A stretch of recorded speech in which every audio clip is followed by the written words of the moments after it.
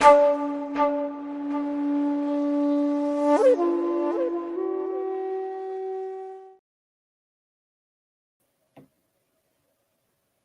up? What's up, Lewis? What's going on, George? How are you? Doing pretty good. How about yourself? Uh, Doing okay. A little tired. I just got a new dog, so I'm fostering him. His name is Frankie, and he's a handful. He's a 1-year-old Siberian Husky, and if everybody watches Husky videos online, yes, it's true. Everything they do and say, and it's all true. So I'm very fortunate to have another husky, which is super calm, and he's always been calm. So I guess my other husky, Hondo, is not a real husky. So Yeah. um, I apologize if my voice sounds weird. Been having this issue for over a week now, where if I talk for long periods of time, it sounds like I have a cold, but I don't. It's been going on for over a week, and I don't know what it is. So um, yeah. So hopefully I don't sound like crap and annoying.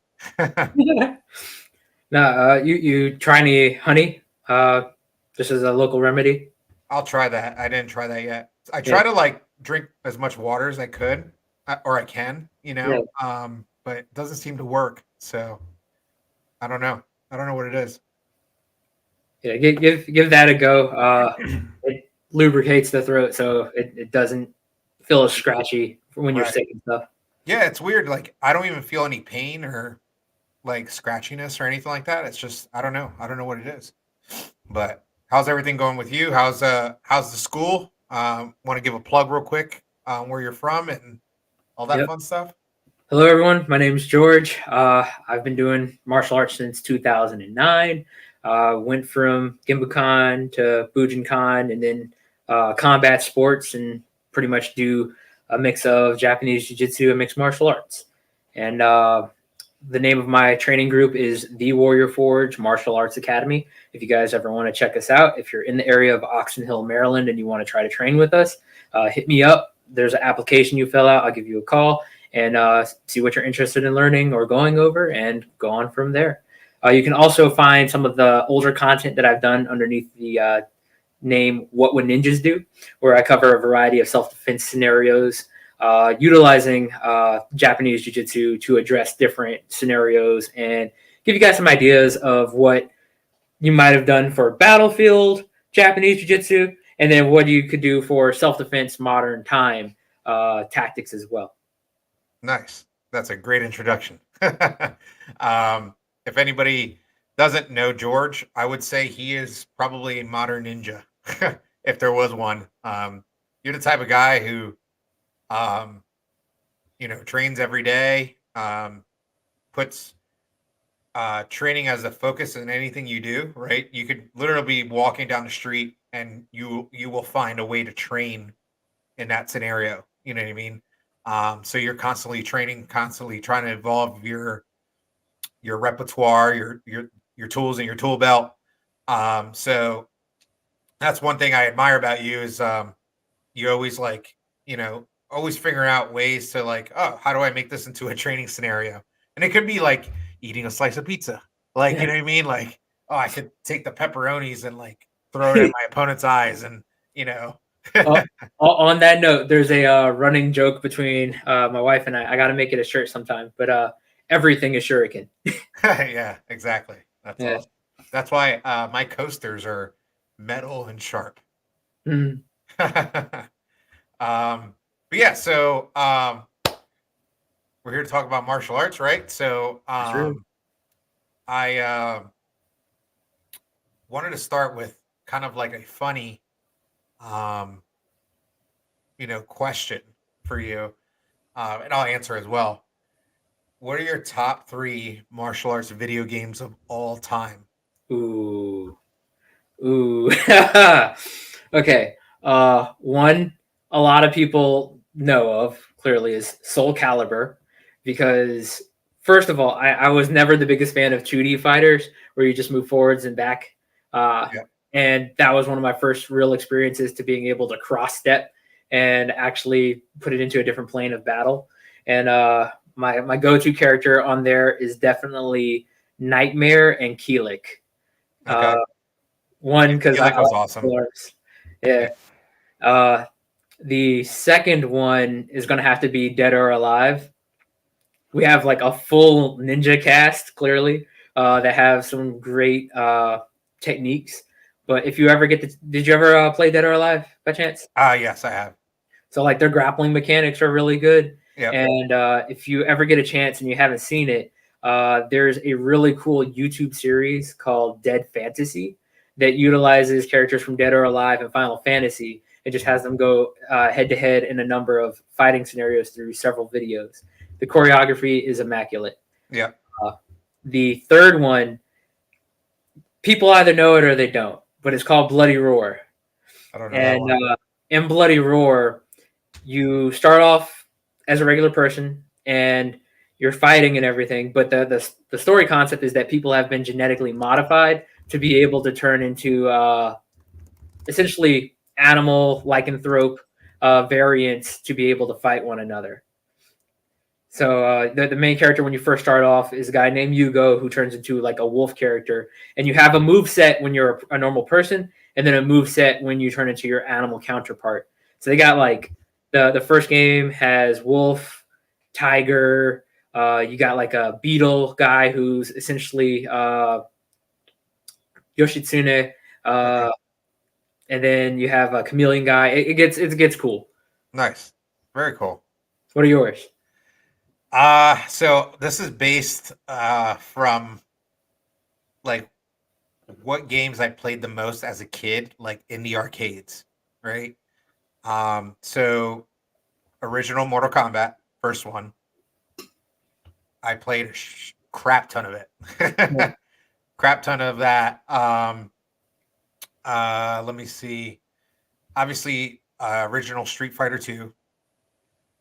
Played a crap ton of that too. And the third one is a toss up. It's probably even. It's either Virtual Fighter, or Karate Champ. Okay. Yeah. I know So Virtua Fighter. I haven't seen Karate Champ. Karate Champ is if you seen the movie Bloodsport, Yeah. the arcade game they play in that one scene, Okay. that game. So um those games I just mentioned I played in the arcades like all the time. Like that's all Yeah. I played was martial arts games. So um yeah. The I don't and it's funny because like I thought Virtual Fighter was like so cool because back in the day it was like the first like 3D Yeah. fighting game and stuff. Like there wasn't that technology out back then. And like now that I look at it, I'm like, oh my god, these graphics are terrible.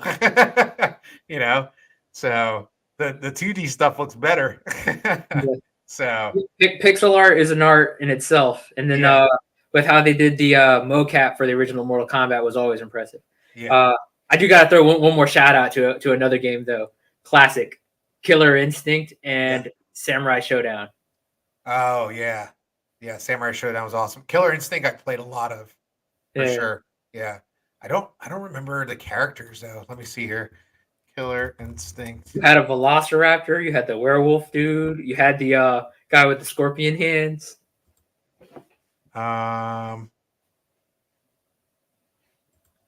Do they still make that game?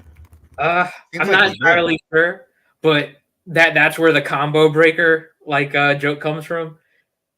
And ultimate, Oh, okay. So I used to play the fire guy a lot. yeah. I forget And his then he name had though. his ice counterpart. Yes. Yep. I used to That was play. their version of Sub-Zero and Scorpion. Yeah, and then like there was like this ninja guy with a sword. I used to play a lot. I forget their names though, but yeah. So Cool. I know you had some specific topics you wanted to discuss tonight. Why don't you Yeah. shoot them off and we'll get started on those. So I got two topics that I'd like to discuss. The first one being types of traditional martial art practitioners.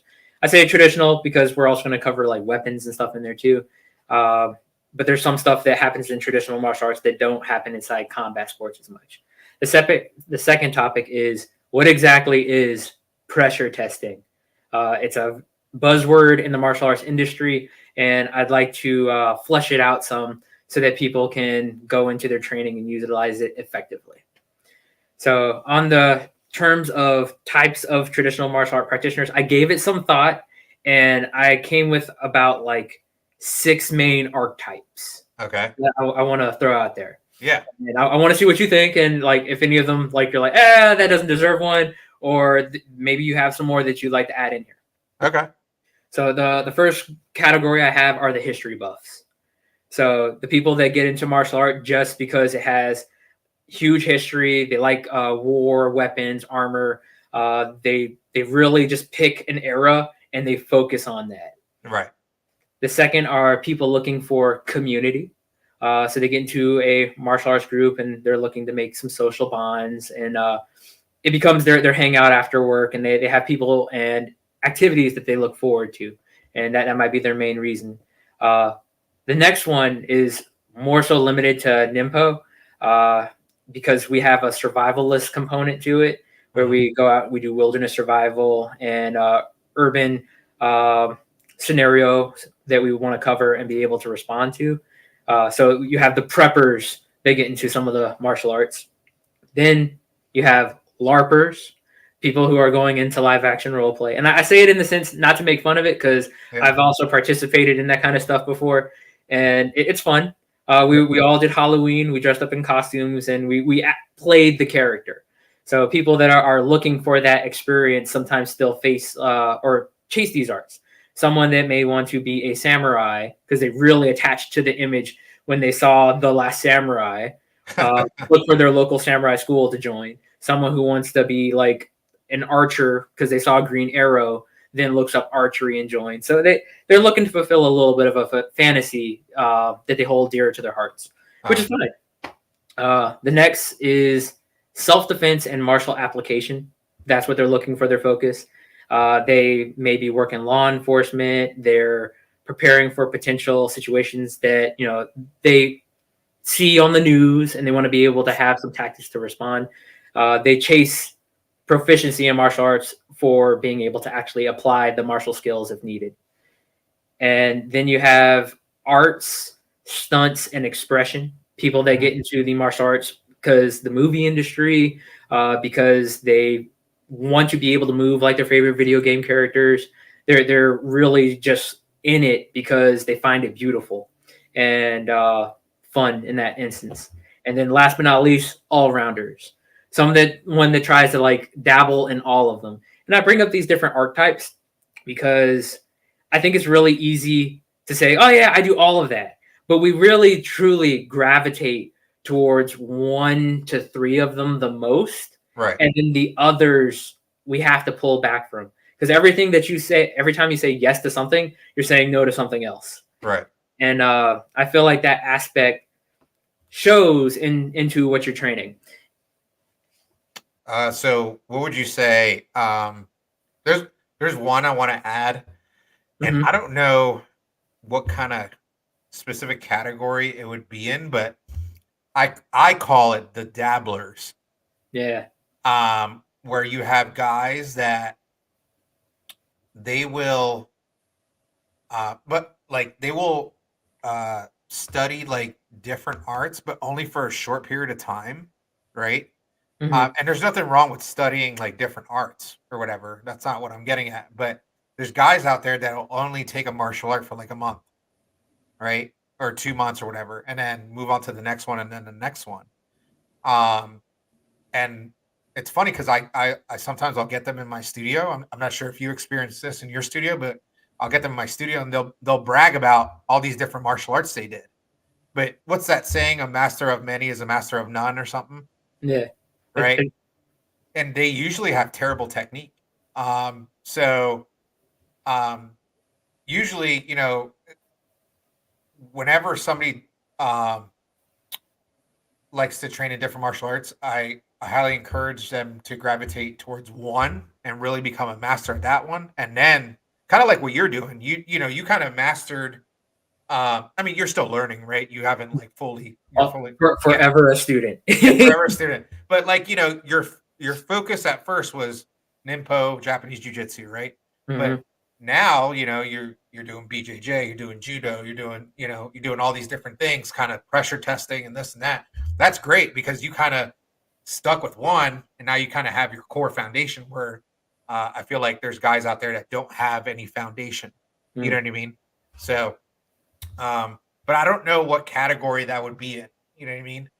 So Um, I've given that one a little bit of thought because I've experienced a few of those myself as well, and I feel that they fall under the community aspect.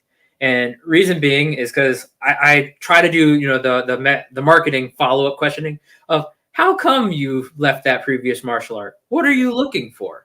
right. And when someone comes into a school and they're doing more bragging than they are training, they want to be socially recognized, or they're looking for some sense of fulfillment through the social aspect of Yeah. appreciate what I can bring by being here.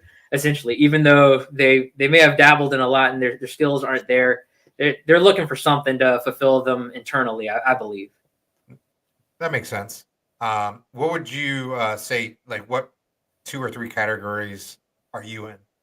So first and foremost, I definitely want to pursue self defense and martial application the most. I love a lot of different sports, but a lot of the things that you can get out from doing a martial art, you can get more of doing a team sport or something else. The thing that martial arts has above all other sports in that region is self defense and martial application. So that's the first thing that I try to work on the most. The second, art, stunts, and expression. I saw my friend on here, the Night of Green. He said represent, and check his stuff out. We've actually been doing some rotoscoped fight scenes for one of his upcoming videos, and it's taken a little close to a year of being done, but the results are looking really cool. I'm looking for the final presentation pretty soon, hopefully.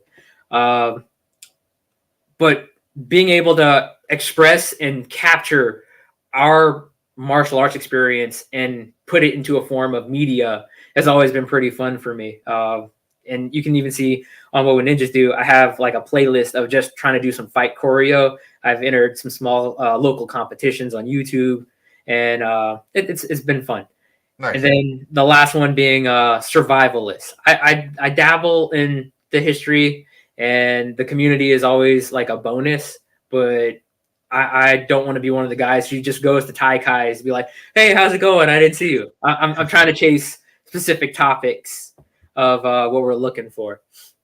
And Uh, then Go by ahead. going over the survivalist, we go over like all the wilderness survival skills. My wife actually is always teaching me some wilderness survival stuff, and we try to trade skills in Nice. that arena. Nice. Very cool. What does she do? How does she know all that stuff? So she was originally part of a group called Pathfinders, which is essentially like a scouts group for her church, Nice. and she had been doing that ever since she was a kid.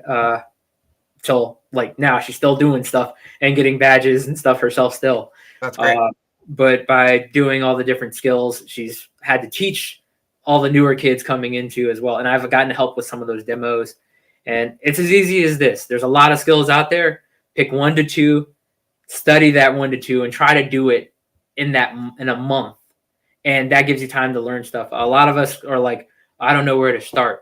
There's so much of it. Just pick 1 to 2 things and practice Right. it. Right.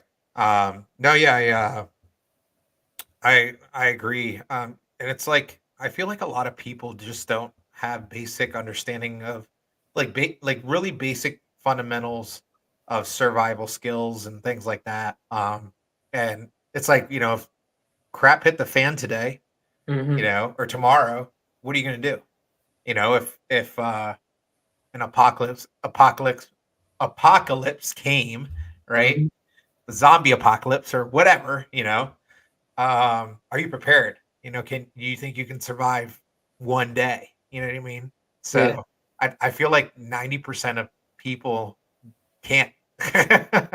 Yeah, and So, we're gonna get back. This is gonna get that plug in pressure testing. Are you right. pressure testing your survival skills?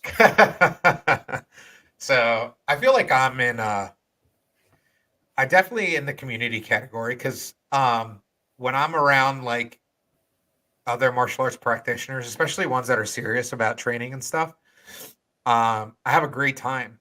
Like I could literally like probably like break a bone and I'll still have a great time. You know what I Yeah. mean? Yeah, it would suck, but you know, it'd make a good story later. You know what I Yeah. mean? Um, uh, definitely self defense. I got into Nimpo and jujitsu because of an altercation I was in, where I, you know, was severely injured. So I previously I was studying Taekwondo, and nothing wrong with Taekwondo. If you take Taekwondo, good for you. But it just wasn't for me anymore. I couldn't defend myself, so I was like, I need to change. Mm, Um, so and then probably probably history for sure, because yeah. I'm so infatuated with Japanese history. So, but I'm not like dedicated on one like timeline in Japanese history. I like it all. Yeah. And So I gotta say, personally, I find that extremely helpful because when we've done some of the previous workshops, and I'm like, I'm a little fuzzy on this part. Lewis, you fill that in. I'll go back to some of the like biomechanics. yeah, exactly. So yeah, guys, if you're watching and you want to ask any questions, go right ahead and type them up, and you know, we can address those questions for you.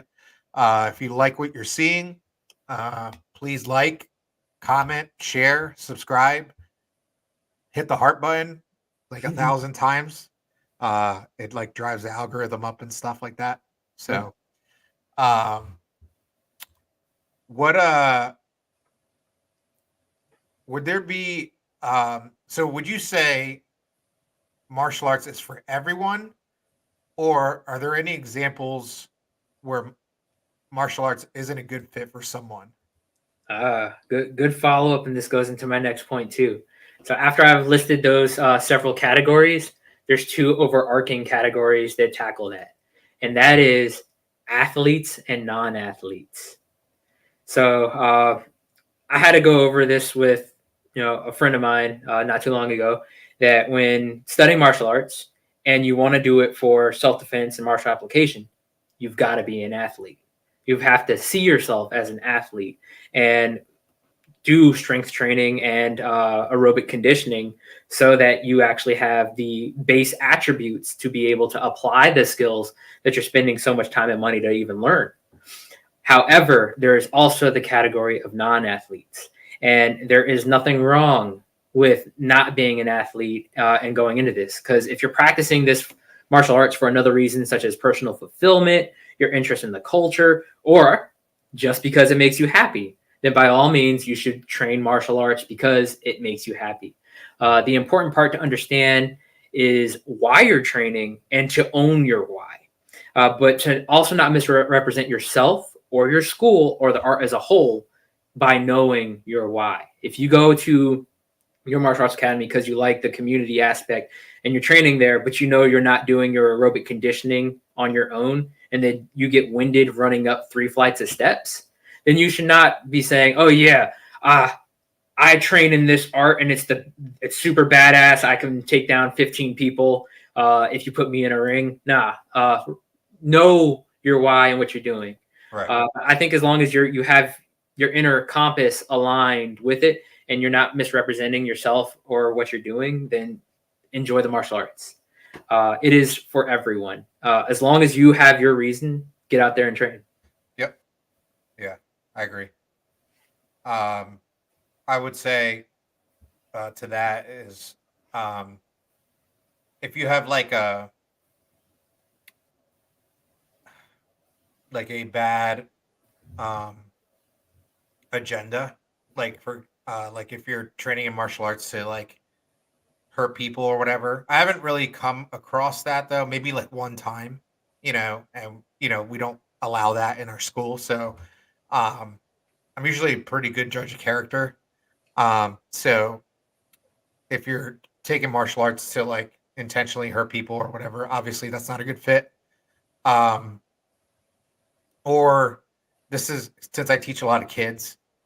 I feel like if you're a parent and you're just putting your kids in martial arts so you don't have to parent, it's always going to be a failure, because it takes two, takes the school and the parent to be on the same page, to get the kid molded into what you want them to be. So, but if it's just the school working at it, but you're not doing anything at home, it's not going to work. You know what I mean? Or vice versa. If it's, if it's the parent doing all the work and the school's not really doing anything, that's not going to work. You know what I mean? So, it's a partnership. So I think in those scenarios, it's, it might not be a good fit for someone. Yeah. Yeah. I don't teach kids yet too much in the martial arts, but that is a very important point. I do teach wilderness survival programs to families and parkour as well. And one of the main things that I like to try to throw out there is be an example for your child of why you want them to learn a set skill. There's a lot of parents who are like, "Oh yeah, go do martial arts." They've probably never done martial arts themselves. They're not doing martial arts at home with their kid. So why, when your child looking at you as a parent, would they find martial arts to be a valuable skill if you aren't showing the value by doing it yourself? So like when you offer family programs and stuff like that, Mhm. that's the stuff that gets me excited of, hey, look, a mom is training with her son and daughter, or the dad is showing up and being part of the class and watching one another grow. Yeah. It's a good example. Yeah. I agree. That's a great way to put it, because usually the students that stay the longest, like the kids, are Mhm. usually come from parents that are super into it, and they don't even have to take the parents don't even have to take martial arts. I mean, if I've had entire families take, martial arts at my school, and yeah, they stay for long periods of time because they have something in common or whatever. But you don't even have to take the martial art. You just have to be into it. Mhm. Are you talking about it at home? Are you like helping them practice at home? Are you um, you know, really uh indoctrinated in the culture? You know what I mean? Because if you're just like just dropping off your kid because it's an activity for them to do, and like you hang out in the car, and you don't talk about it after class, at all or whatever, you're not going to get anything out of it. You're really not, because the kid is only uh by surrounded around us for what, 2 hours a week. I Mhm. mean, they're with their parents most of the time. So, you kind of have to indoctrinate it in your culture at home. And those are the students that get the most out of the training, because they really get into it. Um, so yeah, but It's real support. yeah, exactly. It's all the support system. It takes a village. Yeah. So, but yeah, what was the other topic you wanted to talk about? Pressure testing. Oh What is it? yeah. So if I were to ask you what is pressure testing, I've never heard of it before. How would you describe it to me or define it? uh, in a martial arts sense, right? Yeah.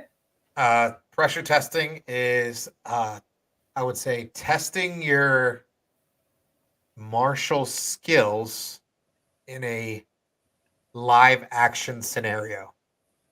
Cool. So we've got an overlapping definition here. Uh, so I bring this up because pressure testing is a term that's thrown left and right. It is the buzzword right now for martial arts academies, self defense classes, many different things. It ranges from people saying our martial arts system has been pressure tested towards techniques being pressure tested. But what exactly does it actually mean? Before we break that down, we first have to define what is pressure and testing, and what the parameters are for it as well. So for the parameters, I like to bring up targeting, power, speed, skill, and intensity. Those are the five things that we end up like modifying for our safety. Now, all techniques work and all techniques fail. context is king.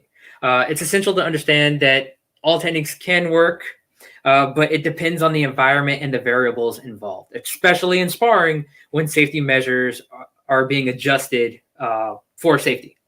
So when we spar, we often change things like power and intensity so we don't end up hurting someone. Very easy with striking. But this also changes the effectiveness of certain techniques and strategies. For example, a strike that might be fight ending in reality, such as we're in a clinch and someone chips an elbow and it clicks on the chin, but we're pulling it, we're doing like 10, 15%, where that would have been a good setup for your underhook to a throw, or it could have actually knocked someone out. Mm-hmm. Striking is seldom respected as much in some free sparring when grappling and submissions are made the fight enders. Because if I were to say, okay, striking's allowed, but in a real like MMA match or self-defense scenario, striking equals a potential knockout or a setup to a throw or takedown. But you can't knock anyone out if you're training safely. You can jostle them, but that might not yield the exact result you're looking for. Right. And then that follows up to what is pressure. So if all techniques can fail and all techniques can work depending on the context that they're in, what is the pressure? So I say let's look at pressure from a physics perspective. When engineers test materials, they examine how much pressure something can take before its structure breaks down. Did you ever build a bridge model in high school? I don't think I did. No, I don't think I did. I went to a STEM academy, and when we did that, we had to use, I think it was balsa wood, and make different types of bridges. And then we had a machine that would apply an amount of pressure to break the bridges. That's pretty cool. And we would find the breaking point in which potential structures were the strongest. Huh. But I bring that example up. Hopefully some people can resonate with it. Each could withstand different amounts of pressure before collapsing. And just like bridges, every martial arts technique or strategy has a breaking point. Mm-hmm. There is no perfect technique for all situations, just like there's no one size fits all bridge for every community or traffic type. Right. And variables such as material types or the skill of the construction team affect how a bridge holds up. Similarly, in martial arts, factors like body type, experience, or situations affect how well a technique holds up under pressure. Now, I found that to be a really cool analogy that just popped up into me when I was thinking about this, of think about all the different techniques, and now not only were we all building bridges with the same equipment, now we have different people which could represent different materials. Mm-hmm. And different materials have even further effect on the potential pressure capacity for when a bridge will collapse under pressure. Mm-hmm. This goes into the martial art techniques as well. So we've defined pressure as being a breaking point, or should I say pressure capacity, of what a martial artist will have to deal with when that's put on them. And Knight of Green follows up with saying, how would people pressure test safely? We're getting ready to get into that. So now we're on to testing with that pressure. So when it comes to testing techniques in martial arts, the goal is to create controlled situations where techniques can be applied safely while still offering valuable insights for growth. Unlike static materials, people can adapt, grow, and learn, though.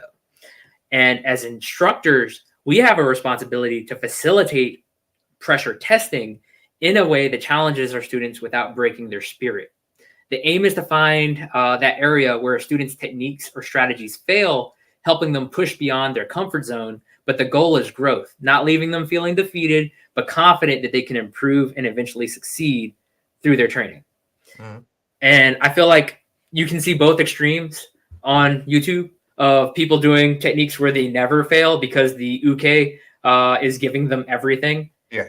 And then you have other ones of like, what are you doing? You're stupid. They're yelling at people's faces, essentially mentally breaking them down and showing them that they failed and died multiple times and trying to elicit that fear response. Right. But these are two very ends of the extremes. You need to be on the cusp of failure to experience growth. If you're constantly failing, you're going to think that the techniques don't work. You suck. There's a missing factor. but essentially it ends up being a negative feedback loop that either makes you think all of your techniques work or that none of your techniques work on both ends of those spectrums. So now we have the concept of doing testing in a manner that facilitates growth. And then pressure testing isn't just about fighting. There are factors like speed, power, skill, level, and intensity that all influence whether a technique will work or not. Again, striking is a great example, often under-respected in sparring for safety reasons. How often do you tell your students to go 100% full out on striking? Yeah, never. Yeah. Unless, like, they're hitting a bag, but that's not pressure testing, right? So it's a pressure testing of their strength. Yeah. So now that they know that if they hit as hard as possible, that their technique for their wrist alignment is correct and it doesn't buckle under pressure. Correct. So there are all these different drills that cover one another and essentially protect their flaws. No one drill is perfect. Otherwise, your training opponent would be like maimed or dead doing the techniques that we do. So a technique like a light knee strike to the face when someone going on a single leg. Again, if you're not doing it, they'll continue their single leg. They'll take you down. They think that their technique works, and now you're like, oh yeah, knees to the face don't work. Essentially, what you reward is what people believe in and do. That's why I hate. You made a good point about there's not one technique that is perfect for every scenario. It's what I hate when you see online sometimes, and it's usually with female coaches that are teaching self-defense. Not, they usually say, well, just hit the guy in the groin, hit your assailant in the groin. That's not always going to work. And, like I've been hit in the groin, and I could still keep fighting. Yep. You know what I mean? Like I got hit in the groin when we went to the Tai Kai in England, Shisenkan Tai Kai. I got hit in the groin there doing ronderie with someone. I mean, it hurt. Don't get me wrong. I was like, oh, man, this hurts. But I still didn't stop, like, moving. Yeah. You know what I mean? I just kept going, so. But, yeah. Anyway, I just wanted to. No, it's right on. And this is a phrase that I thought was, like, splendid. Okay? Your pressure testing has an expiration date. Okay, because techniques that work today might not work tomorrow as your training partners grow and adapt. True. But the people around you are changing, and you could be tired tomorrow. You're like, oh yeah, I have a great front kick or a great uchimata, but you did leg day yesterday, right? And it actually hurts you to raise your leg, or you do great uchimatas, but unfortunately you got kicked in the knee, and now you're in a leg brace, right? Does your pressure tested technique still work? That's true. So that's why I define pressure testing as a tool for martial artists to work on applying techniques and strategies using the progressive overload concept. I'll say that once more. I'll put that on Wikipedia. Yeah, I'll drop it in the thing real quick if you want to put it up. Let's see. Give me 1 second, y'all.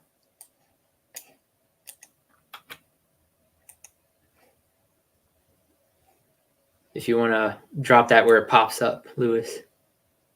There we go.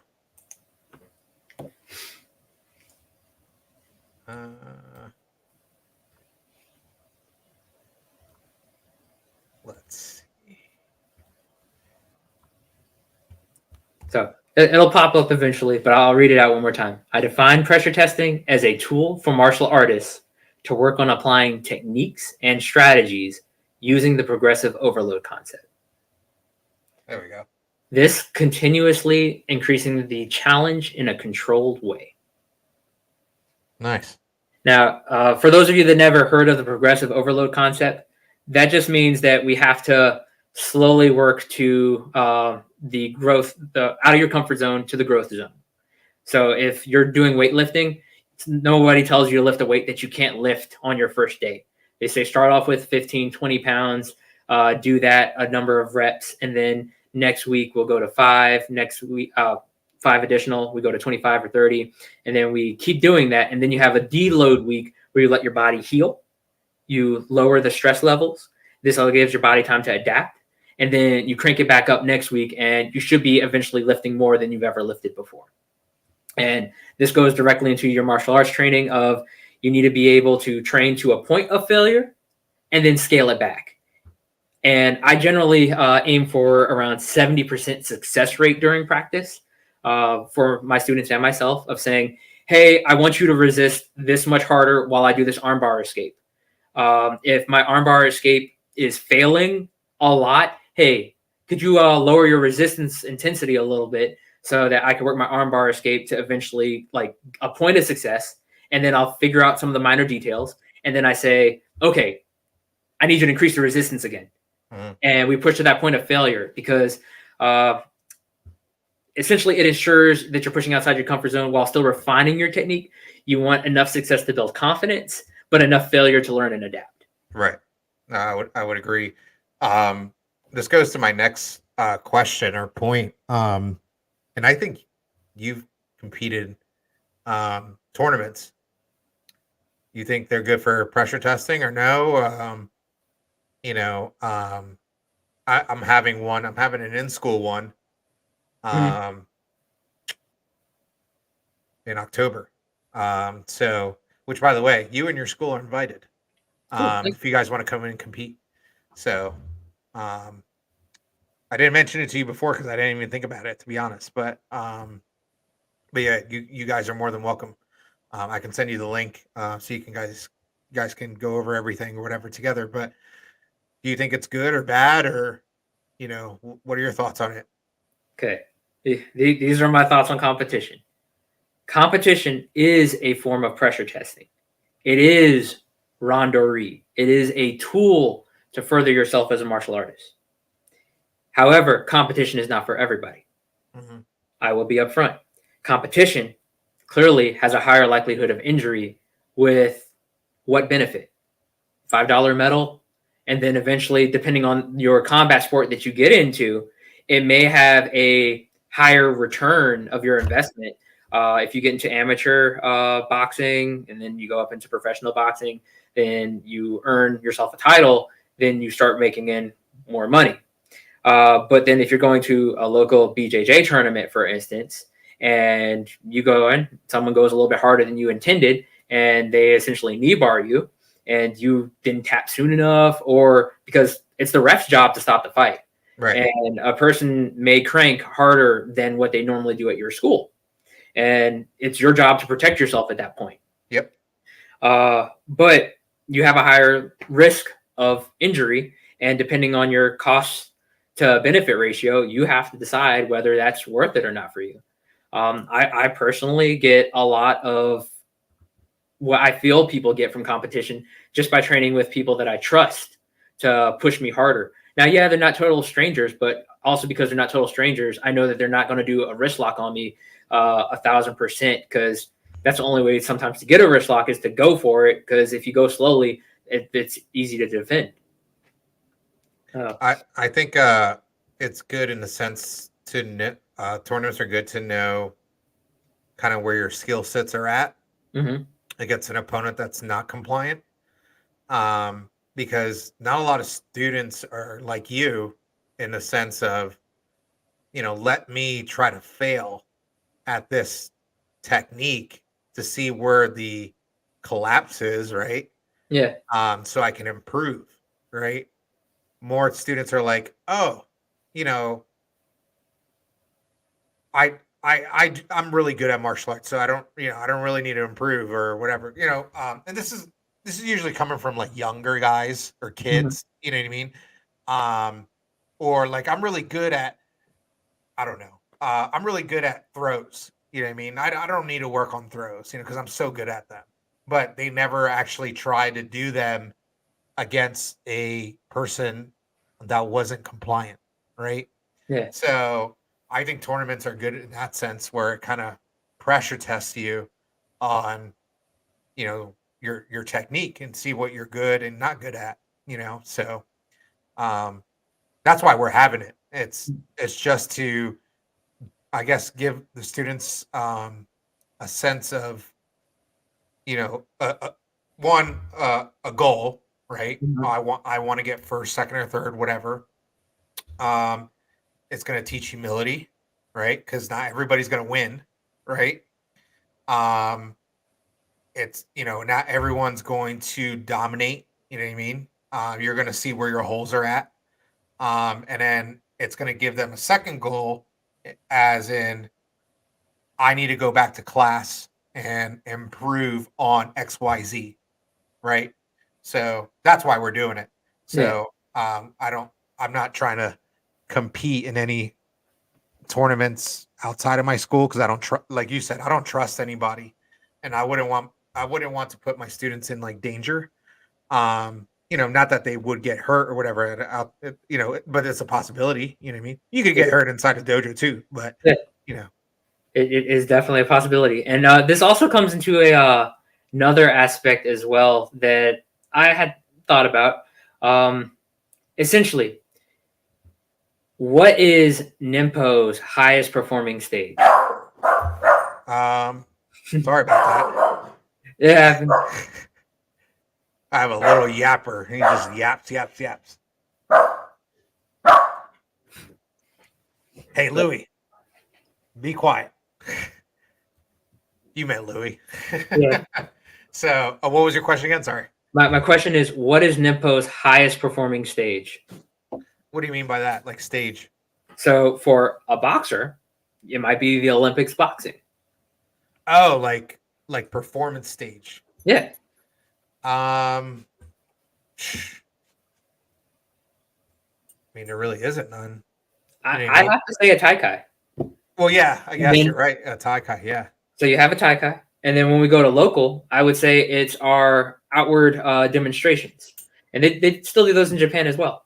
Yeah. Of saying, here is our martial art. Here's a sample of it. If you like it, come train with us. Right.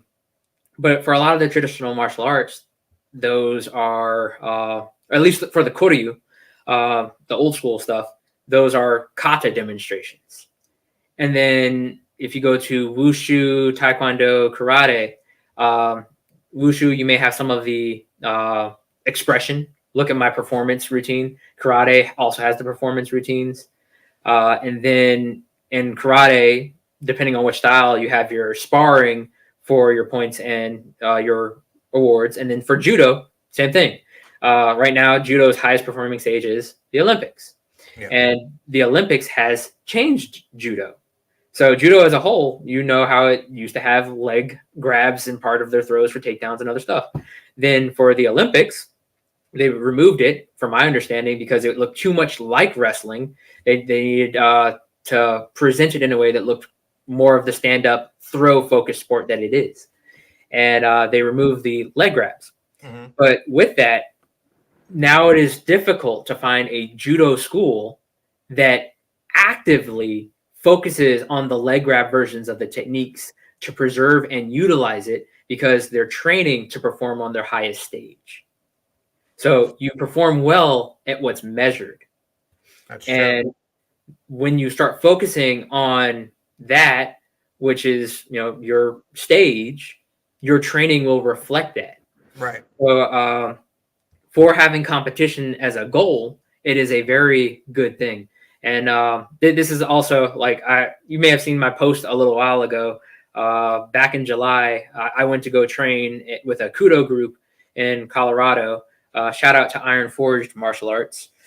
And essentially, I found Kudo to be a really cool platform to express Japanese jiu-jitsu through. It's essentially Japanese mixed martial arts, where you have a protective head covering, mm-hmm. and you wear the gi. You only wear these mittens, not gloves, almost mittens, because they're just covered enough to protect your hands from hitting the face guard, which may have edges where the holes so you can breathe. Mm-hmm. And you can do your throws, chokes, joint locks, striking. It's all there. But the founder did it in a manner where everyone should be able to do it and to learn self-defense skills. If it works in their rule set, you can do it. And it is generally focused on a really good platform of keeping you safe. One instance to bring that up is like the ground and pound. If I were to throw someone and I do a really solid throw, I get neon sternum, and then I start throwing punches.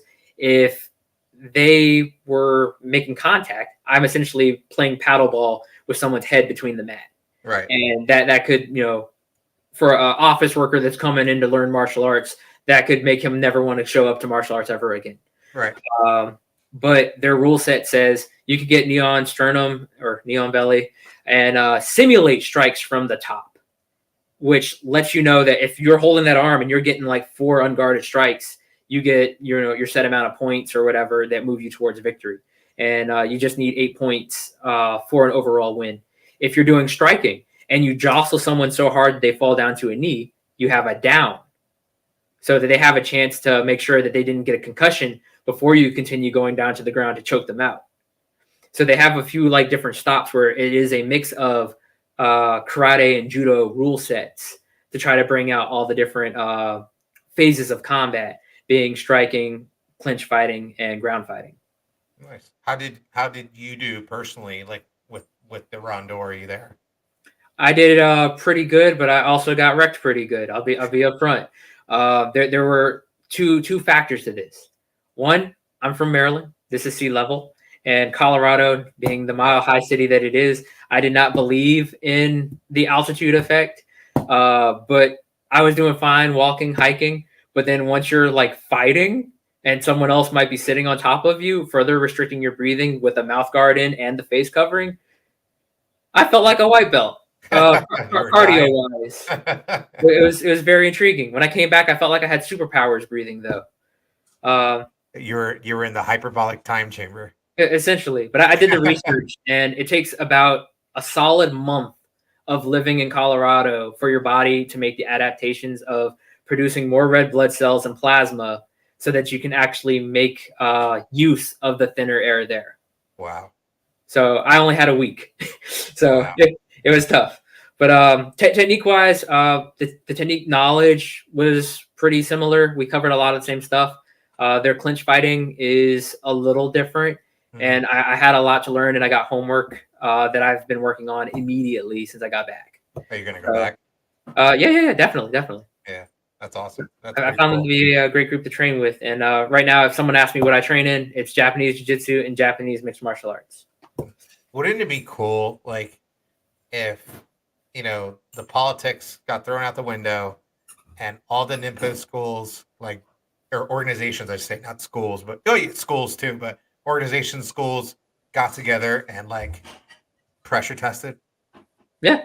And honestly, from the groups that are out there doing stuff, there's tons of groups that aren't posting it. I'll just be upfront about that. They're definitely out there. I've been part of them. I've met some guys.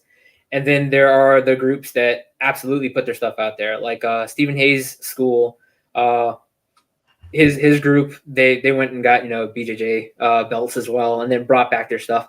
I'd say any traditional martial artist that's worth their salt has done enough randori and is looking to improve what their randori can offer themselves and their students by learning from what the other people are doing out there and incorporating it into their own training. Interesting.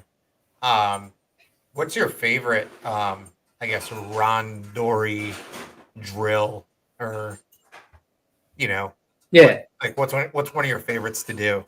I want to list two. I know you asked favorite, but I want to list two.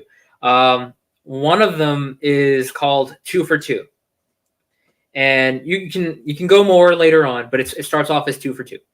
And essentially, what you do is you throw a 2-chain combination, and the person then has to defend against those two, and then throw their own 2-chain combination, and you have to defend.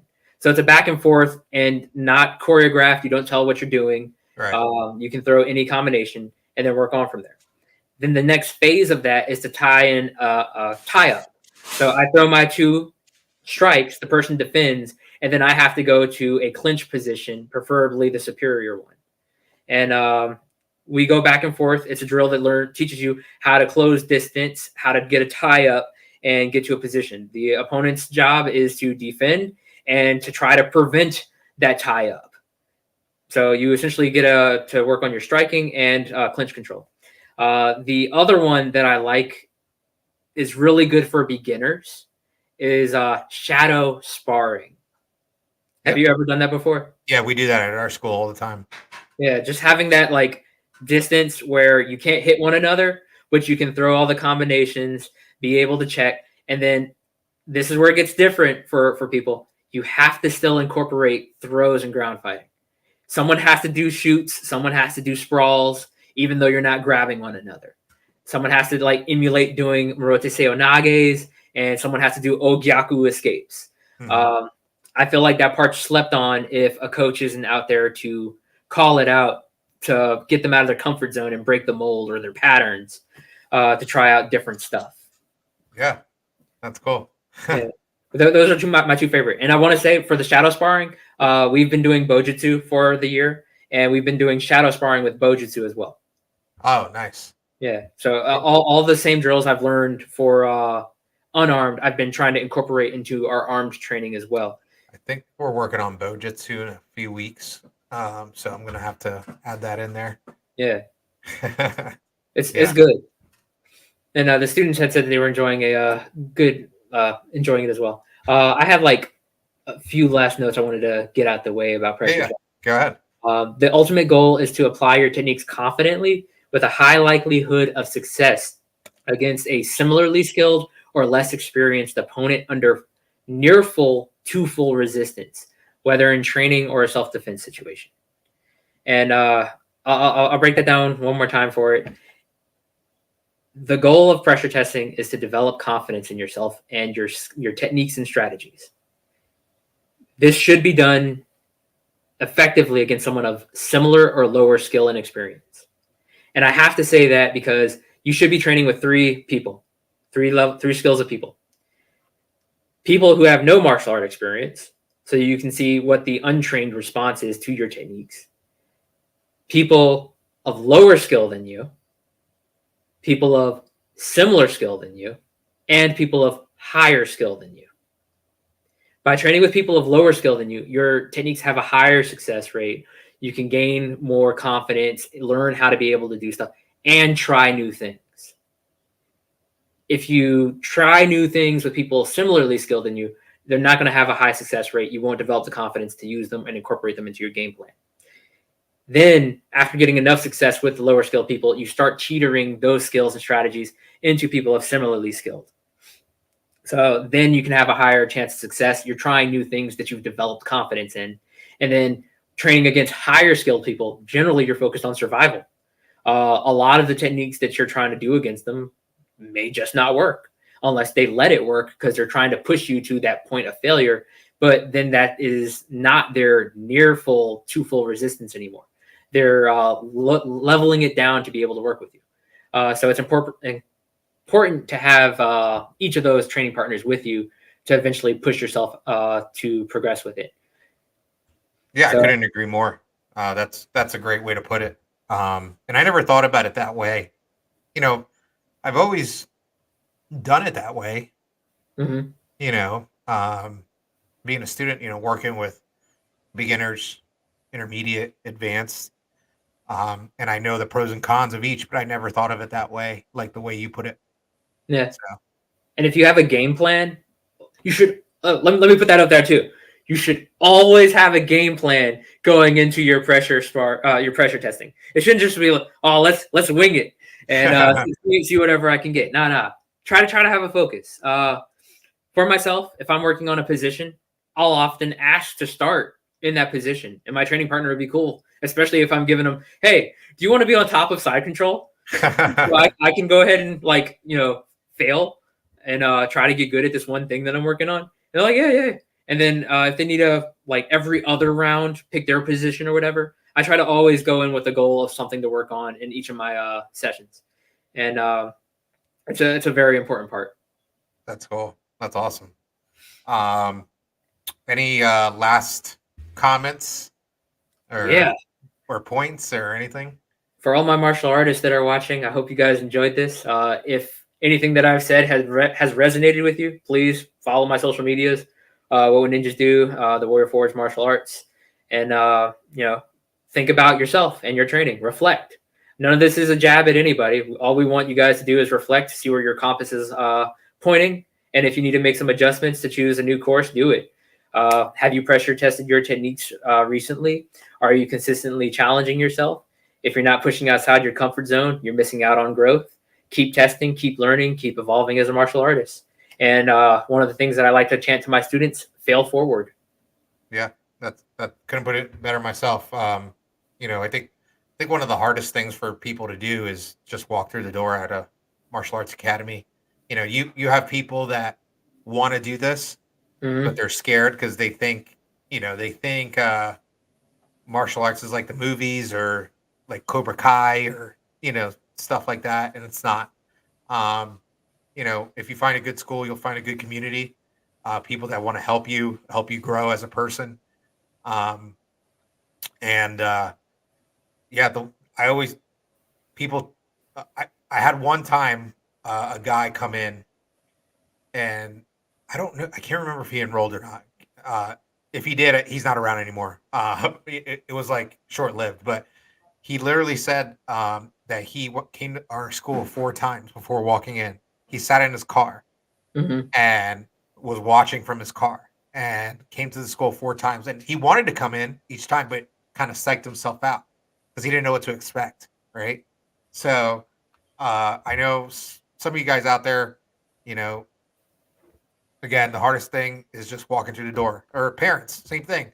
Hardest thing um, to get your kids on the right path is just walking through the door. So just walk through the door, take a free class, see if you like it, and you know, 90% of the time you're gonna like it. I'm dead serious because it's like we hardly ever have anybody that doesn't that says, "Oh, I don't like this." You know what I mean? So it's it's a lot of fun, and you get a good workout in, and you learn some cool stuff every day. I'd say that that's a big point too, right? Lewis, do you not design your classes to be fun? Yeah, yeah. Yeah. So all And my classes are fun. Even my adult classes, you know what I mean? They're fun. You know what I mean? We're mhm. not we're not some like drill sergeant school. You know what I mean? We want to make sure students come back and have a great time.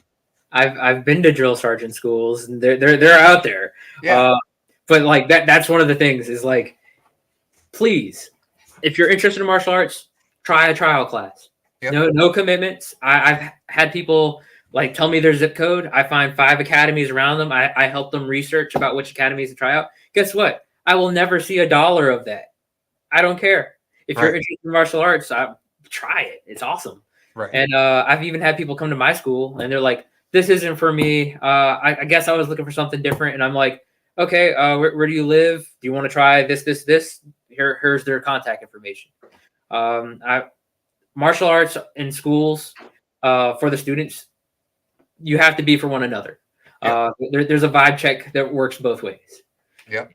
Yep. I always tell people, uh, you know, we're not for everybody. So, if you kind of don't align with us, I'll send you down the road to some other schools I recommend. You know what I mean? But we're Mhm. definitely not for everybody. It's got to be a good fit for both parties. Yeah. So, well, thank you guys. That was a great show. Thank you, George, for being our guest this week. Omar couldn't join us today. He had some family stuff going on. So, but we'll be back not next week, but the week after. And that's about it. Hopefully, you guys enjoyed the show, and sayonara. Sayonara.